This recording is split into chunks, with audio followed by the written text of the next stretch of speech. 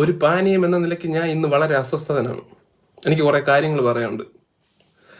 നിങ്ങൾ വിചാരിക്കുന്ന കണക്കത്തെ ജാലവിദ്യകളൊന്നും എനിക്ക് അറിഞ്ഞൂടാ.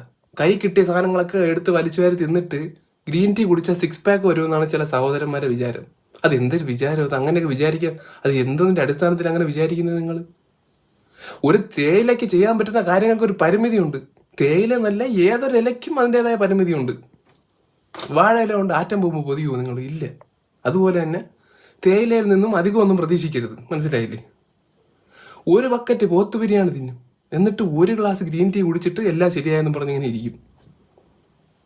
ലോറി ഇടിച്ചവന് വിക്സ് മണപ്പിക്കാൻ കൊടുക്കുന്ന കണക്കത്തെ ഒരു പ്രൊസീജിയറാണത്.